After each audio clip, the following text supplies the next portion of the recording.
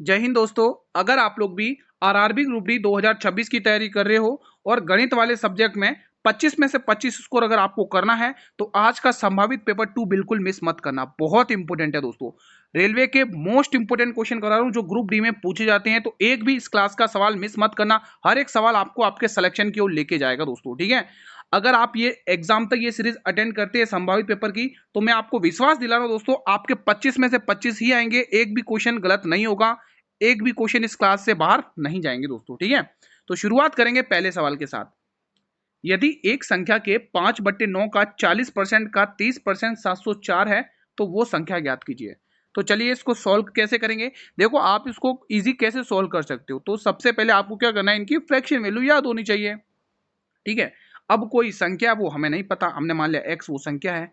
अब हमें बोला है उसका 5/9 करना है, तो हमने 5/9 कर लिया। फिर वो कह रहा है इसका 40% कर दो, 40% की फ्रैक्शन वैल्यू 2/5 होती है, ठीक है। और फिर वो कह रहा है इसका 30% कर दो, 30% फ्रैक्शन वैल्यू होती है 3/10। ये इसका मान कितना दे रखा क्वेश्चन है 704। जो क्वेश्चन ने बोला वो हमने बना दिया। अब इसको ताबड़तोड़ आपको कैलकुलेशन करनी है और कुछ नहीं है, ठीक है। तो 2 की टेबल से मेरे भाई 5 बार काटोगे, 5 की टेबल से ये 5 हटा दोगे, ओके रिपोर्ट है। 3 की टेबल से ये 3 काटोगे, ठीक है। 5 या 15 होता है, कितना होता है 15 होता है। अब आपको करना क्या है, 704 को आपको 15 से गुणा कर लेना है। अब देखो ये 704 क्या लिखा हुआ है, 700 प्लस 4 है, तो 15 सत्ते 105 यानी 10,500 और 15 चौके 60 यानी 10,560, ऑप्शन नंबर डी। तो आप कैलकुलेशन को ऐसे ओरल भी कर सकते हो, आंसर ओरल भी निकाल सकते हो। कोई डाउट तो नहीं है किसी भी क्वेश्चन से रिलेटेड, इसमें कहीं पे भी डाउट हो तो आप तुरंत पूछिएगा कमेंट बॉक्स में, ठीक है। और मैं आपको विश्वास दिला रहा हूं दोस्तों, मैंने 2025 के लिए भी गणित के पेपर कराए थे और एक भी क्वेश्चन बच्चों का बाहर नहीं गया था दोस्तों, ठीक है। तो आप विश्वास के साथ पूरी क्लास देखिएगा, एक एक क्वेश्चन पढ़िएगा, समझिएगा। जहां समझ में नहीं आए तो प्लीज मुझे कमेंट के माध्यम से रेस्पॉन्स करिएगा। दो संख्याएं दे रखी 3 और 7 के अनुपात में, यदि इन दोनों संख्याओं में से प्रत्येक में 8 जोड़ दिया जाए तो उनका अनुपात 5 और 9 हो जाता है। तो आपको पूछा है वो संख्याएं बता दो। मेरे भाई उसमें सेम संख्या ही जोड़ी जा रही है। इसको करने के दो तरीके हैं, या तो आप रेशियो मेथड से कर लो या तो आप क्रॉस मेथड से कर लो, ठीक है। तो आज मैं ये क्वेश्चन आपको करवाऊंगा क्रॉस मेथड से। एक तरफ है 3:7 और दूसरी तरफ है दोस्तों 5:9, ठीक है। ये रेशियो है। ये रेशियो 5:9 कब हो जाता है दोस्तों, जब आप इसमें भी 8 जोड़ रहे हो, है ना, इसमें भी +8 कर रहे हो और इसमें भी +8 कर रहे हो। तो क्रॉस वाला मेथड कैसे होता है, ध्यान से सुनना। 9×3 = 27, ये आपने 27 लिख दिया, ठीक है। और 7×5 = 35, ये आपने 35 लिख दिया। इनका अंतर कितने का आ रहा है, तो 35 और 7 का अंतर आ रहा है गुरु 8 रेशियो। कितना आ रहा है, 8 रेशियो, ओके रिपोर्ट है। अब हम अगले पेन से दूसरा कर रहे हैं। देखो 8×5 = 40 और 8×9 = 72, तो 72 और 40 का अंतर कितने का आ रहा है, 72 और 40 का अंतर गुरु 32 आ रहा है, ठीक है। अब आपको पता चल चुका है ये इसका कितना गुना है मेरे भाई, ये इसका 4 गुना है। आपसे क्या पूछा है मेरे भाई, आपसे क्वेश्चन ने पूछा है कि वो संख्या है, यानी कि आपको 3 को भी 4 से गुणा कर लेना है और यहाँ पर ये जो 7 है ना, इसको भी 4 से गुणा कर लेना है। तो 12 और 28 किस में दिख रहा है, ऑप्शन नंबर सी में दिख रहा है। कोई डाउट नहीं है, बना लिया आप लोगों ने इजी। चलिए अगला क्वेश्चन। एक छोटी सी रिक्वेस्ट है, अगर आपने चैनल को सब्सक्राइब नहीं किया मेरे भाई, जल्दी से चैनल को सब्सक्राइब करके रख लो। ये क्लास दोस्तों, ये क्वेश्चन आप हर एग्जाम के लिए ले सकते हो दोस्तों। ये क्लास आप हर एग्जाम के लिए ले सकते हो जहां पर गणित पूछी जाती है, ठीक है, क्योंकि हर एग्जाम में दोस्तों एडवांस मैथ सेम रहता है, ठीक है। तो ये चीज आप हर एग्जाम के लिए क्लास ले सकते हो ये, ठीक है। तो यहां पर देखेंगे 3500 रुपए की राशि पर साधारण ब्याज कितना होगा यदि पहले वर्ष में 6 सालों के लिए 8% की दर हो और अंतिम 3 वर्षों के लिए 9% की दर हो। तो क्यों ना हम टोटल साधारण ब्याज काउंट कर लेना, ये तो टुकड़ों में दे रखा है, हमें टोटल उसने क्या पूछा, आप तो साधारण ब्याज बता दो। तो हम एक काम करते हैं, हमने एक कंसेप्ट सीखा है गुरुजी कि दर गुणा समय बराबर साधारण ब्याज होता है, ये कंसेप्ट सभी ने सीखा है। तो आप ये कहोगे कि 6×8 करना है, कितना आया 48%, तो यहाँ पर ब्याज मिल चुका है, ओके रिपोर्ट है। फिर आप कहोगे 3 वर्षों के लिए 3% पर, तो 9% यहाँ पर ब्याज मिल चुका है। तो मैं कहूँ टोटल ब्याज कितना हुआ, तो आप ये कहोगे टोटल ब्याज हो रहा है 9 17 के साथ कैरी 57%। तो मुझे करना क्या है गुरु, 3500 रुपए का मुझे 57% निकाल लेना है। यहाँ से मेरा साधारण ब्याज टोटल पता चल जाएगा। अब अगर आप चाहो तो ऑप्शन की हेल्प ले सकते हो, ठीक है। 57 में क्या छुपा हुआ, 19×3, क्या छुपा हुआ है 19×3, और 35 में 5×7 छुपा हुआ है। तो आप कोई भी मल्टीपल चेक कर सकते हो दोस्तों, आप 19 का चेक कर लो, 3 का चेक कर लो, चलो 3 का चेक करते हैं। 9 और 9 18, 19 19 और 5 कितने हो गए, देखो 9 9 18 19 20 21 22 23 और 24, ये 3 का मल्टीपल है। ठीक है, तो ये 19 का भी मल्टीपल है, तो आंसर तो यही होगा। देखो भाई 19 से कम 19 और 19 पंचे 95, ठीक है, 105 गुना दिख रहा है, तो आंसर तो पहला ही ऑप्शन दिख गया, पूरा मल्टीपल करने की जरूरत भी नहीं पड़ी दोस्तों। ठीक है, 19 से भी जा रहा है, बाकी देखो और दूसरे ऑप्शन 19 से बिल्कुल भी नहीं जा रहा है, ये भी 19 से नहीं जा रहा है, और 19 से कम 19 ये भी 19 से नहीं जा रहा है, तो एक ही ऑप्शन है, या तो आप कैलकुलेशन करो या तो आप ऑप्शन की हेल्प लो। चलो भाई एक ट्रिग्नोमेट्री का क्वेश्चन सॉल्व करते हैं, त्रिकोणमिति का। ठीक है, क्वेश्चन कह रहा है जमीन के एक बिंदु से एक मीनार के शीर्ष का उन्नयन कोण इस प्रकार है कि टेन थीटा मतलब ये वाली वैल्यू थीटा ऐसा, ठीक है, टेन थीटा 3/4 है, तो आपको कोण थीटा यानी कि ये थीटा इसको कहते हैं, ठीक है, थीटा की ज्या का मतलब होता है साइन थीटा ज्ञात करना आप लोगों को। मेरे भाई एक बार अपन डायग्राम की हेल्प से समझने की कोशिश करेंगे, ठीक है, मेरे साथ पूरा समझने की कोशिश करेगा दोस्तों। मैंने एक ये डायग्राम बना दिया, समझने की कोशिश करेगा, ये मैंने समकोण त्रिभुज का डायग्राम बना दिया और इसकी नेमिंग कर दी, एक बार समझ लेंगे तो कभी दिक्कत नहीं होगी। 90 के जस्ट सामने क्या होता है, 90 के जस्ट सामने आप कहोगे गुरु कर्ण होता है, और ये क्या होता है मेरे भाई, ये लंब होता है, और ये क्या होता है, ये आधार होता है। ठीक है, अब यहां पर देखिएगा, आपने अगर साइन थीटा पढ़ा है तो आपने ट्रिक पढ़ी होगी तो छोटी क्लास में लाल बट्टे कक्का ये पढ़ी ना, तो यहाँ पर टेन थीटा की वैल्यू क्या होती है गुरु, टेन थीटा की वैल्यू क्या होती है, ए बट्टे के, ठीक है, एल बट्टे के होगा, सॉरी एल बट्टे के। अब एल बट्टे के का मतलब क्या है, एल बट्टे के का मतलब क्या है, एल बट्टे के का मतलब ये इस वैल्यू आपको क्या दे रखी है क्वेश्चन है, ध्यान से समझिएगा। आपने टेन थीटा की वैल्यू निकाली एल बट्टे के, तो एल बट्टे के कितना दे रखा है, 3/4, तो आप तुरंत लगा दोगे लंब कितना दे रखा है, 3, तो लंब को लंब की जगह लिख दो, ये मैंने 3 लिख दिया। ठीक है, अब कौन कितना दे रखा है, 4, तो आपने 3, 4 और 5 वाली ट्रिपलेट पढ़ी है ना दोस्तों, तो आधार कितना आ गया आपका, 5 आ चुका है, आधार 5 आ गया। अब उसने क्या बोला, साइन थीटा का वैल्यू क्या होता है, तो आप ये कहोगे गुरुजी जो साइन थीटा होती है वो एल बट्टे के होता है, यानी लंब बट्टे कर्ण होता है। लंब कितना है मेरे भाई, लंब कितना है गुरु, 3 है, तो लिख दो 3, और कर्ण कितना है गुरु, कर्ण कितना है, कर्ण कहाँ गया हमारा, ये रहा 4 है, 3, कर्ण कितना है ये देखना आपको। अच्छा अच्छा, वेट वेट वेट वेट, एक चीज मिस्टेक, सिली सी मिस्टेक की है मैंने, उसको करेक्शन करेंगे। यहाँ पे एल बट्टे ए होगा, आधार बट्टे लंब होता है, लंब बट्टे आधार होता है। ठीक है, तो आपको ये वैल्यू 4 यहाँ पर लिखना है, 4 जो वैल्यू है ना वो यहाँ पर लिखना है, और ये वैल्यू 5 लिखना है। ठीक है, हाँ अब देखो, तो अपन को पता है साइन थीटा क्या होता है, एल बटे कर्ण, मतलब लंब बटे कर्ण होता है। लंब कितना अपना 3 है और कर्ण कितना अपना 5 है, तो आंसर हमारा 3/5 आएगा। अब जब आप इस क्वेश्चन को समझ गए ना दोस्तों, तो आप इस क्वेश्चन को बहुत जल्दी बना लोगे, अगर आप अगली बार अगर ऐसा क्वेश्चन आ जाए तो। ठीक है, इजी था। अगला प्रश्न, ये वाला सवाल बनाइएगा। देखो जिस क्वेश्चन में आपको डाउट हो तो बेझिझक होकर कमेंट बॉक्स आपके लिए ही है। आपसे पूछा ये 3 संख्या है, आपको उसका लघुत्तम समापवर्तक दे रखा है, आपको सबसे बड़ी संख्या निकालना है। अब आप सोच रहे होंगे गुरु सबसे बड़ी संख्या पूछा, तो क्यों ना मैं सबसे बड़ी संख्या 9 और 9 का मल्टीपल चेक कर लूं। भाई चेक कहां करोगे, चारों ही ऑप्शन 9 के मल्टीपल है, तो आप ये गणित तो लगा नहीं सकते हो, तो फिर क्या करें इस क्वेश्चन को सोल्व करने का। तो तरीका ये है कि ये 3 संख्या है, 5x दे रखी है और 7x दे रखा है और 9x। मैंने कहा इनका एलसीएम निकालो, तो आप इनका एलसीएम निकालोगे तो आप यही तो कहोगे जो एलसीएम आएगा वो 1260 के बराबर आएगा, क्योंकि हमें लघुत्तम समावर्तक को लघुत्तम समापवर्तक से ही बराबर करना पड़ेगा। तो 5 गुणा 7 गुणा 9 आएगा, यही तो आएगा, यही तो आएगा अगर आप एलसीएम निकालने की कोशिश करोगे तो। ठीक है, ठीक है दोस्तों, अब हमें पूछा क्या है, आपसे पूछा है 9 का मल्टीपल, 9 का मान पूछा है। अब सबसे बड़ी संख्या तो 9 ही, अब 9 सामने लिख दो। ठीक है, ठीक है, क्या वो कुछ मिस्टेक हुआ क्या, क्या पहले से लिख गया, लगता है हैंग हो गया शायद, 1 मिनट, तो क्या हो गया, सही तो है। हाँ, तो ये संख्या आपको दे रखी है। ठीक है, तो अब आपको पता है ये जो 1260 है, ये 1260 किसका मान है, इस एलसीएम का ही तो मान होगा जब आप इनको करोगे तब, है ना। और हमसे लास्ट में पूछा क्या क्वेश्चन है, हमसे पूछा है 9 का मान आपसे पूछा है। ठीक है, बड़ी संख्या यही है, अब आप इसको सॉल्व कर लो, इजी है, कोई ज़्यादा टफ नहीं है, बहुत ईजी क्वेश्चन है ये। ठीक है, तो 5 की आप भले 9 की जल से काट लो, 9 एकम 9, ठीक है, कितना बचेगा, 3 बचेगा, 9 चौक 36, 40 बार। ठीक है, 5 की तरफ से 28 बार जाता है, 28 पंचे 140 होता है, 7 की तरफ से 4 बार, 9 चौक 36, तो किस ऑप्शन में 36 है, यानी डी वाले ऑप्शन में। इजी सवाल है, कोई ज्यादा टफ नहीं है। अगला सवाल बनाइए ये वाला, एक समद्विबाहु त्रिभुज की 2 बराबर भुजाओं में से प्रत्येक की लंबाई 78 है। देखो 2 बराबर भुजाएं हैं, यानी कि आपको 2 समकोण त्रिभुज बनाना है, और उसके आधार की लंबाई दे रखी है आपको 60 सेंटीमीटर की। त्रिभुज का क्षेत्रफल ज्ञात करना है, पूरे त्रिभुज का। ठीक है, तो अपन 2 भुजाएं बना लेते हैं समकोण त्रिभुज की। ठीक है, तो एक भुजा तो मैंने ये वाली बना दी। ठीक है, थोड़ा सा अलग, थोड़ा दूर बनाते ताकि स्पेस हमें मिलता रहे। चलो कहाँ पर बनाए, यहाँ पर बना दे क्या, हाँ यहाँ बनाते थे।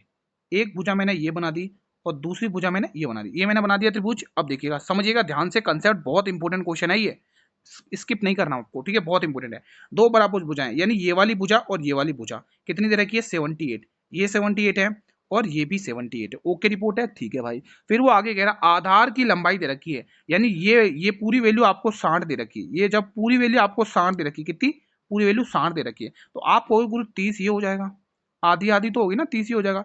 आपसे क्या पूछा क्षेत्रफल, अब आपको क्षेत्रफल निकालने के लिए ये परपेंडिकुलर पता होना चाहिए, मतलब कि ऊंचाई पता होनी चाहिए, ठीक है। तो उसके लिए आपको क्या करना पड़ेगा दोस्तों, ट्रिपलेट पता ही है आपने, अगर ये ट्रिपलेट अगर पढ़ी है ना 5, 12 और 13 की ट्रिपलेट अगर पढ़ी है तो ये ट्रिपलेट ही है।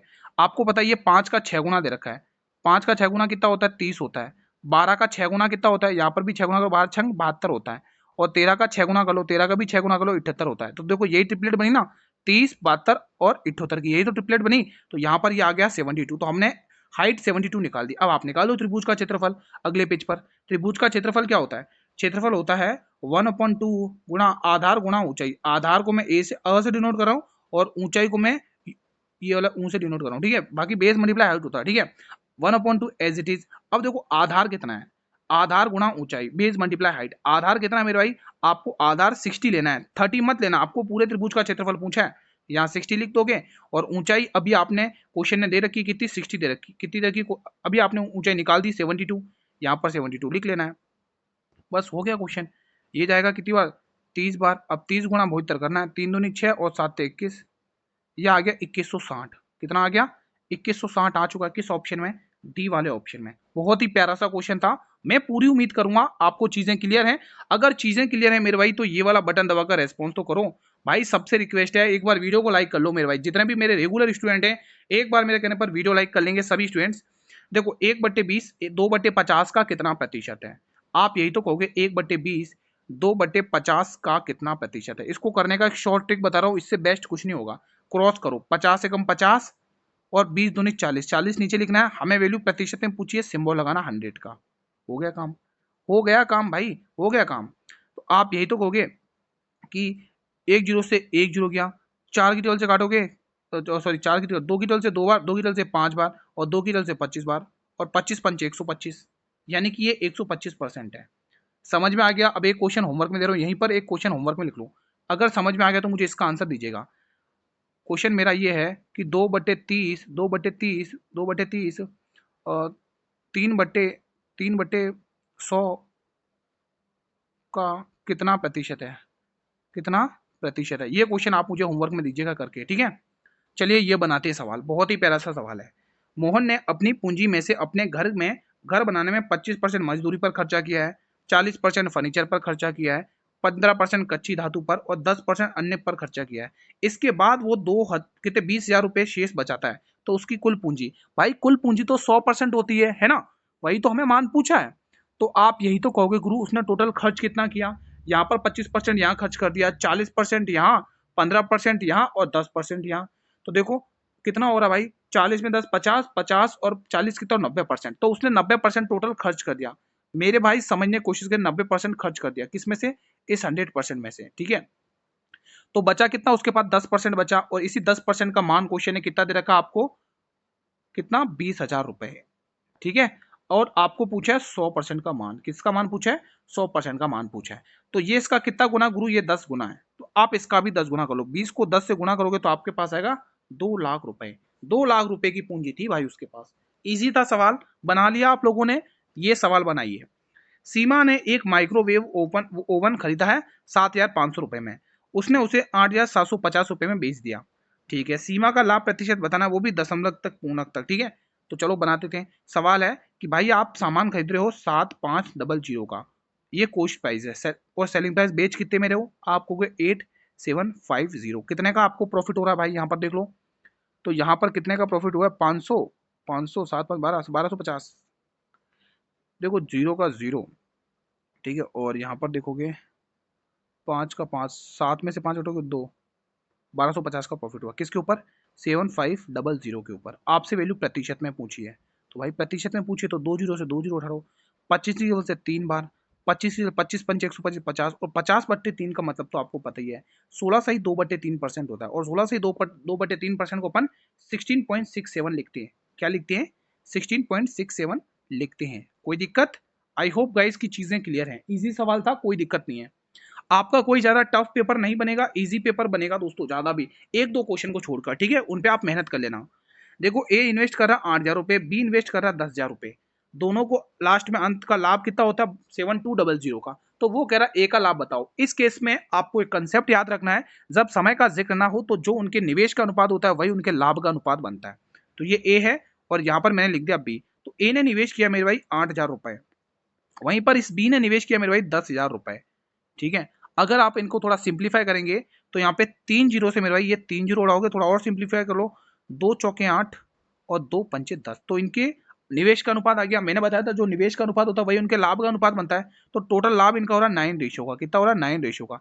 लेकिन क्वेश्चन कह रहा है 7200 है, तो इसका वैल्यू दे रखा है 7200। आपसे क्या पूछा, ए का हिस्सा, ए का हिस्सा यानी 4 का मल्टीपल है ना, यही तो पूछा है, यही तो पूछा है। तो आप देखो क्या पूछा, 4 का मान आपसे पूछा, तो ये इसका कितना गुना है, ये इसका गुरु 800 गुना है, तो आपको 4 का भी 800 गुना कर लेना है। तो आंसर आपके सामने है 3200 रुपए। कोई डाउट नहीं है, इजीली बना लिया। अगला प्रश्न आपकी स्क्रीन पर है, यहीं पर एक क्वेश्चन बताओ, यहाँ पर आप मुझे बी का हिस्सा निकाल के बताइए जल्दी से, एक बार सभी स्टूडेंट बी का हिस्सा निकाल के बताएं। ये बनाइए, एक विक्रेता अपनी वस्तुओं को लागत मूल्य से 20% अधिक अंकित करता है, 5% की छूट देता है, तो लाभ प्रतिशत पूछा है। तो हमारे पास तीन चीजें होती हैं, कॉस्ट प्राइस यानी क्रय मूल्य, विक्रय मूल्य यानी सेलिंग प्राइस, और एमआरपी यानी मार्क प्राइस अंकित मूल्य, ठीक है। तो वो कह रहा है लागत मूल्य से 20% अधिक अंकित कर रहा है, 100 रुपए का सामान, गुरु वो 120 पर अंकित कर रहा है। फिर वो कह रहा है 5% की छूट देता है। अब आप मुझे बताएं कि जो डिस्काउंट दिया जाता है वो किस पे दिया जाता है, तो आप कहोगे गुरु अंकित मूल्य पर। अगर वो 5% की छूट दे रहा है तो सामान को वो कितने पर बेचेगा, तो वो बेचेगा दोस्तों 95% पर, ठीक है। और आपको वैल्यू प्रतिशत में पूछे, निकाल दो यहाँ पे कितने का रहा है। एक जीरो से आप एक जीरो उठाओगे, 5 जीरो से 19 बार और 5 जीरो से 2 बार, ठीक है। और कुछ सिंप्लीफाई कर लो, 2 की जगह से ये 6 बार, तो 19 छक्के 114, ठीक है। तो यहाँ पे 14% का प्रॉफिट दे रखा है। हालांकि क्वेश्चन में ये मेंशन नहीं है, लेकिन आपको यहाँ पे 14% प्रॉफिट टिक कर लेना है।